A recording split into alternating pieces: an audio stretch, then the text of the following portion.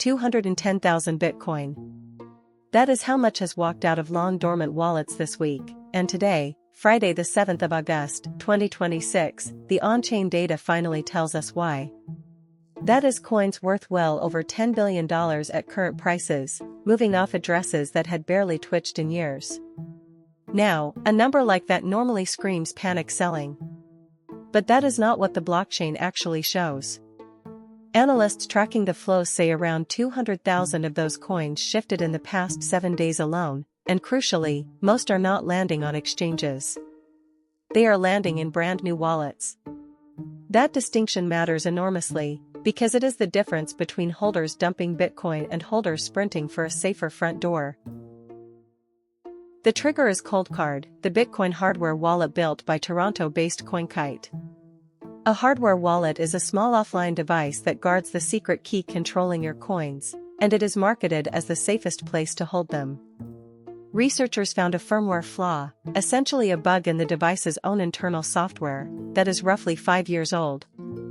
Attackers exploited it, and the losses have climbed in waves. Early estimates put the theft at 594 Bitcoin, about $38 million.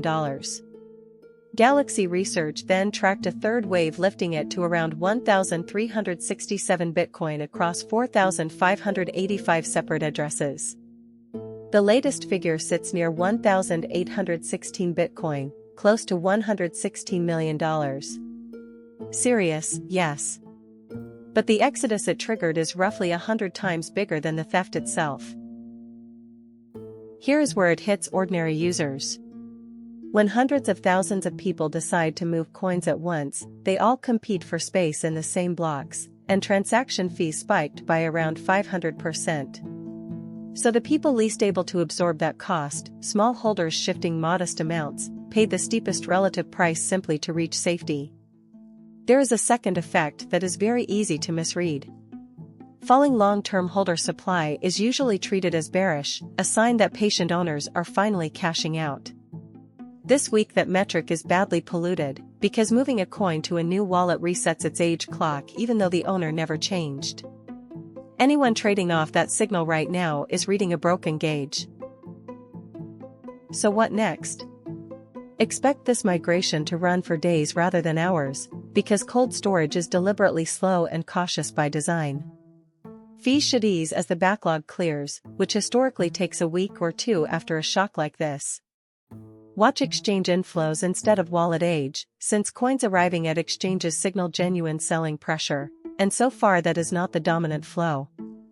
You are also seeing genuinely ancient coins stir. One wallet dormant for 15 years moved about $3.2 million this week.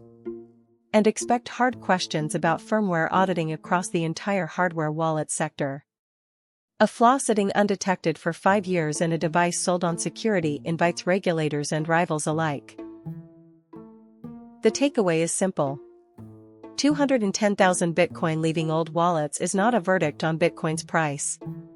It is a verdict on device security, and on the very public cost of fixing it. The hack itself, around $116 million, is painful but contained. The bigger lesson is that self-custody only works if the hardware holding your keys is genuinely trustworthy, and checking that is your job, not somebody else's. If you hold a Coldcard, read the manufacturer's advisory today and move your funds if instructed. Do not wait for rising fees to tell you it has become urgent.